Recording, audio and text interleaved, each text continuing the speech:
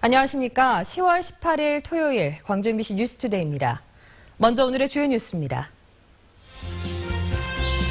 공급 과잉 속에 배추 주산지인 해남에서는 산지 가격이 떨어지고 거래가 끊기는 등 배추값 폭락 조짐을 나타내고 있습니다. 부실 논란이 있는 농업법인에 농협이 수십억 원을 투자한 뒤 배당은커녕 출자금도 날릴 처지에 놓였습니다. 광주 전남 지역 기초단체가 운영하는 문화예술회관의 활용도가 낮은 것으로 나타났습니다. 사고 위험에 노출된 석유화학공단의 인근 주민들을 지원하기 위해 특별법 제정이 필요하다는 주장이 제기되고 있습니다. 김장에 쓰일 가을 배추 출하가 다가오고 있는데 하락한 배추 가격이 더 떨어질까 봐 우려됩니다. 강원도 준고랭지 배추가 아직도 시장에 나오고 있고 가을 배추도 과잉 생산이 불가피합니다. 양현승 기자가 취재했습니다. 전남의 한 가을 배추밭.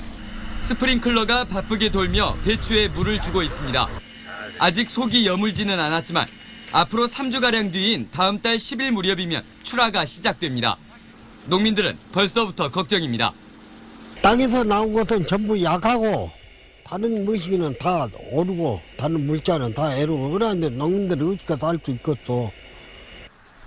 현재 배추 한 포기 도매가는 평년보다 500원이 싼 1,300원대.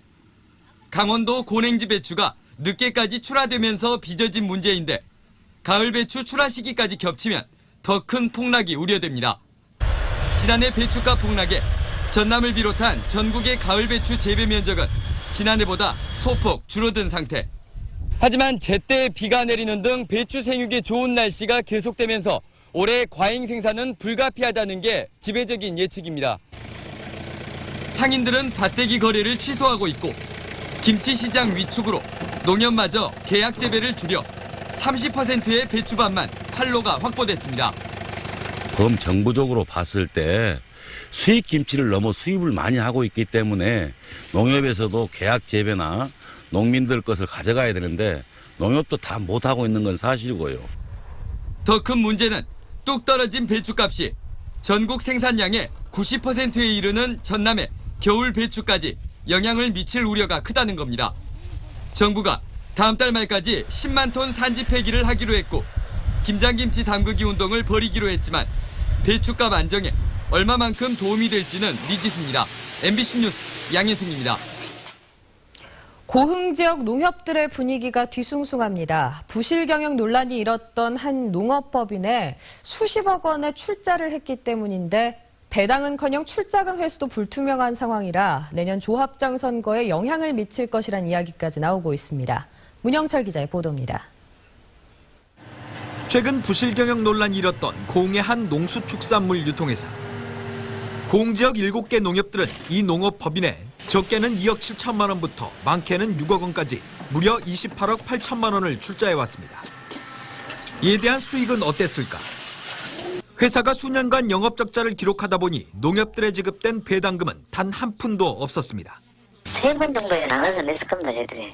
아직 배당은 없습니다. 더욱이 이 유통회사의 이사와 감사 대부분은 현직 농협 조합장들. 회사 경영의 직접적인 책임자로서 결코 자유로울 수 없습니다. 특히 각 농협에서도 지역 특산물에 대한 유통 사업을 하고 있었다는 점을 감안하면 애초에 출자에 대한 실리도 명목도 찾기 어려웠습니다. 유통을 통해서는 그 부가가치를 창출한다는 게 상당히 어렵고 그게 처음부터 한계가 아니었나 생각이 듭니다. 최근 16억 원대 직원 횡령 사건을 계기로 부실 경영 문제가 본격적으로 부각되면서 내년 3월 예정된 농협 조합장 선거에 적지 않은 영향을 미칠 것이란 전망도 나오고 있습니다. 감시도 못하고 관리도 못하고 이런 부분에 대해서는 상당히 문제라고 생각이 좀 들죠. 그에 따른 손실이 될 부분에 대해서는 현지 조합장들이 책임을 반드시 져야 된다.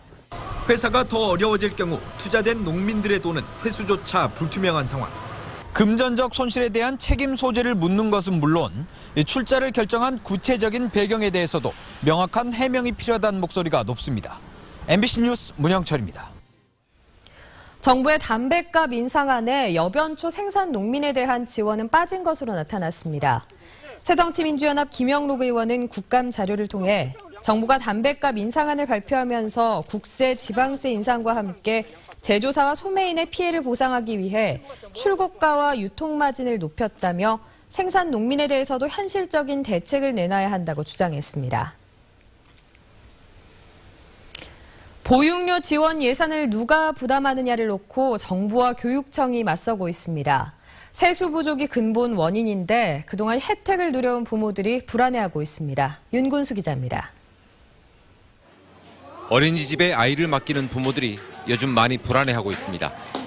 한 달에 최대 29만 원씩 지원되던 보육료가 내년부터는 끊기는 것 아니냐는 걱정입니다. 걱정이시겠죠. 정말 안 되는 거 아닌가? 안 되면 우리가 빨리 유치원 쪽을 알아봐야 되나? 발단은 전국의 시도 교육감들이 누리과정 예산을 편성하지 않겠다고 나서면서부터입니다. 어려워도 올해까지는 교육청이 어린이집 보육 예산을 지원했지만 당장 교직원 월급 주기도 빠듯한 살림에 더 이상은 부담을 못하겠다는 겁니다. 우리가 지원하고 지도하는 게 아닌 복지부와 지자체에서 지도 지원하는 어린이집 누리과정 예산은 감당하기 어렵다, 못하겠다 그런 것이죠. 정부는 사정을 모르는 건 아니지만 다른 데 쓸 돈을 줄이면 된다며 시도교육청을 압박하고 있습니다. 이 와중에 민간 어린이집 원장들은 12월 이전에 예산 문제가 해결되지 않으면 집단으로 휴원하겠다고 벼르고 있습니다. 무상보육 확대는 박근혜 대통령의 대선 공약이었고 이 약속을 지키려면 내년에 최소한 2조 원 이상이 필요합니다. 하지만 증세 없는 복지라는 약속과 충돌하면서 세수 감소에 따른 재원 부족이 현실화하고 있고 그 사이에서 부모들만 애를 태우고 있습니다. MBC 뉴스 윤문수입니다. 각종 사고로 위험에 노출된 석유화학 주변 지역 주민들을 지원하는 특별법 제정이 시급합니다. 전라남도가 의원 입법을 추진해 관심이 모아지고 있는데요. 전수훈 기자가 취재했습니다. 지난해 여수안단 대림 산업에서 폭발 사고로 17명의 사상자가 발생한 데 이어 지난달에는 여수안단 도로에서 탱크로리 염산 누출 사고로 1명이 숨지고 주민 6명이 부상했습니다. 산단 주변 주민들은 이 같은 크고 작은 사고로 항상 불안하다며 이주 대책 등 안전한 생활권 보장을 요구하고 있습니다.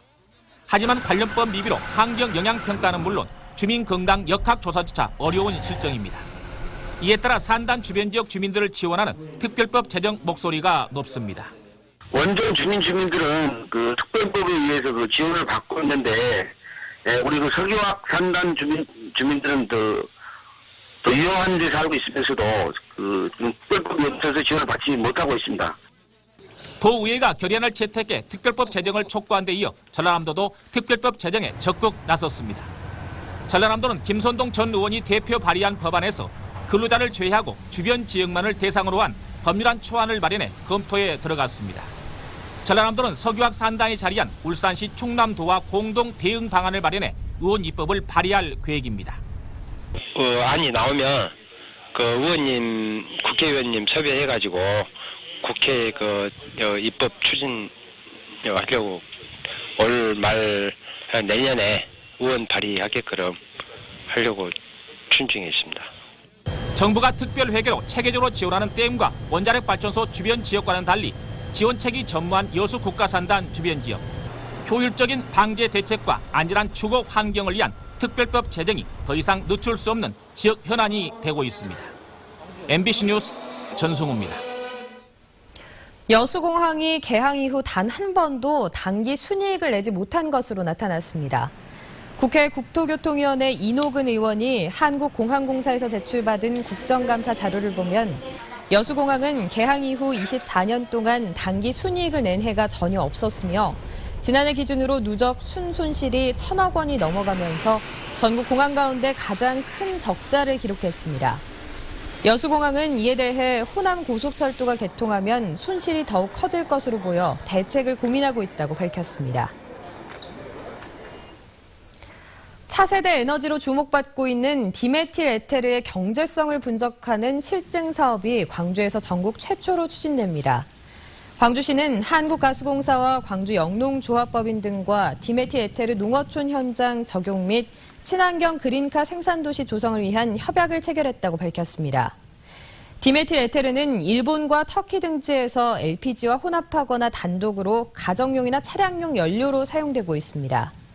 광주시는 차세대 에너지를 농어촌 현장에서 실증 연구하도록 하고 그린카 생산도시 조성에도 활용할 계획입니다.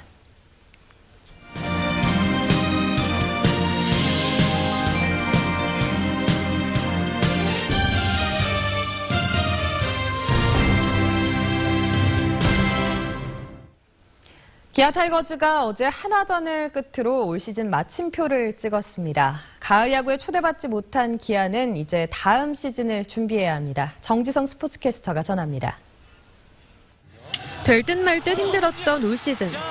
마운드는 시즌 내내 흔들렸고 선수들의 부상 릴레이는 멈추지 않았습니다. 시즌 중반 가을 야구가 손에 잡히는 듯 했지만 최종적으로 받아든 성적표는 8위. 3년 연속 포스트시즌 진출 실패에 선수들도 팬들도 씁쓸합니다. 내년을 잘 준비해야 된다는 뭐 그런 분위기가 조성이 되고 있기 때문에 뭐 저 역시도 마찬가지고 좀 변화도 필요한 것 같고 많이 좀 달라져야 될 것 같습니다. 하지만 내년도 어둡기는 마찬가지입니다. 올 시즌 16승을 올리며 혼자 마운드를 떠받들다시피 한 양현종 선수가 해외 진출을 준비 중이고 내야의 핵인 안치홍, 김선빈 선수는 군입대를 선택했습니다. 이렇게 핵심 선수들의 이탈이 예고된 가운데 마땅한 대안이 없다는 것도 고민입니다. 기아도 지금 이제 한평에서 어린 선수들이 예를 들어 좀 크고 좋은 선수를 스카우트 해오고 이러면 이제 계속해서 이제 선수 자원이 좀 이렇게 경쟁 체제로 가면서 좋은 선수가 많이 나올 거거든요. 그래도 강한울, 박찬호 등 신인 야수들이 가능성을 보였고 시즌 후반 마무리 투수로 낙점된 심동섭 등 젊은 투수들은 타이거즈의 미래가 어둡지만은 않다는 것을 말해줍니다. 또 한기주, 곽정철 등 부상 선수들이 내년 복귀를 준비하고 있습니다. 잘했던 선수들이고 팀이 좀 강했던 팀이기 때문에 그만큼 또 잘하리라고 봅니다. 내년 시즌은. 새 야구장이 무색했던 올 시즌. 대대적인 팀 재정비를 통해 내년에는 달라진 모습을 보여주길 팬들은 기대하고 있습니다. MBC 뉴스 정지성입니다. 2014 문화의 달 개막 행사가 오늘 저녁 국립아시아문화전당 내 아시아문화광장에서 열립니다. 오늘 개막 행사에서는 빛으로 소통하다를 주제로 한 이인남 작가의 미디어 영상이 상영되고 올해 동아시아 문화도시로 선정된 광주와 중국 취안저우, 일본 요코하마 예술단의 공연이 펼쳐집니다. 한국과 남아시아 문화장관들은 오늘 오전 광주에서 회의를 열고 문화 교류와 협력을 위한 공동 선언문을 발표할 예정입니다.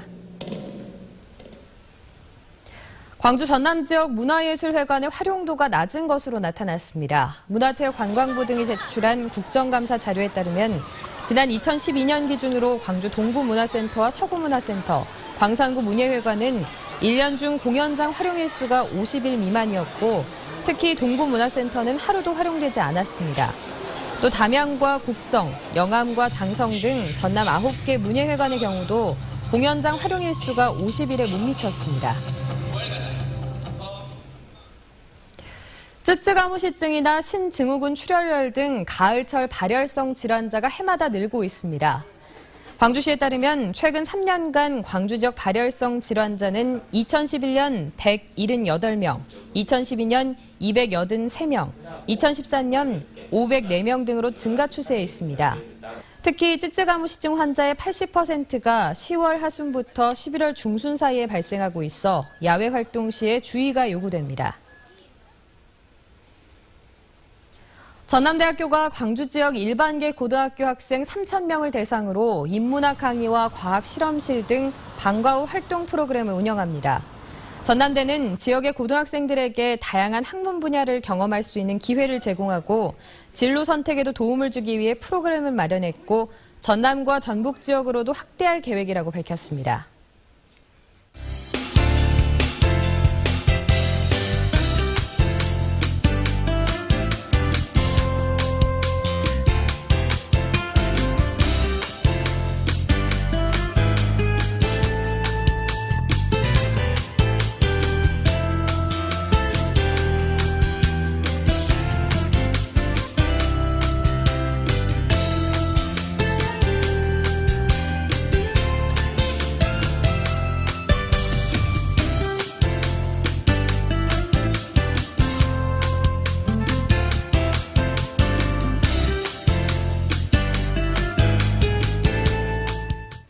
주말인 오늘 구름 한 점 없이 맑은 하늘 아래 가을 나들이 하시기 참 좋겠습니다. 다만 큰 일교차는 염두에 두셔야겠습니다. 현재 광주의 기온 7도로 어제만큼 쌀쌀한 아침 보이고 있습니다. 반면 한낮 기온 24도까지 올라서면서 따사로운 가을 하늘 아래 야외 활동하시기 참 좋겠습니다. 내일도 오늘과 비슷한 기온이 예상되는데요. 다만 늦은 밤부터는 비가 내리겠습니다. 모레까지 예상되는 비양은 10에서 30mm가 되겠습니다. 이 시각 구례 2도, 장성과 담양 3도, 화순 4도를 가리키고 있습니다. 낮 최고 기온 장성과 담양, 구례 22도, 나주와 화순 24도로 어제보다 조금 높겠습니다. 바다의 물결은 먼바다에서 최고 1.5m로 비교적 잔잔하게 일겠습니다. 다음 주 수요일 오전까지는 비가 이어지겠고요. 비가 그친 후에는 아침 기온이 다시 떨어지겠습니다. 날씨였습니다. 지영민과 함께해온 광주, 목포, 여수 MBC가 주말 휴일 뉴스를 확대 편성해 통합 운영합니다. 보다 폭넓고 깊이 있는 뉴스로 시청자 여러분을 찾아갑니다. 달라진 MBC 휴일 뉴스 10월 18일부터 첫 방송됩니다. 많은 시청 바랍니다.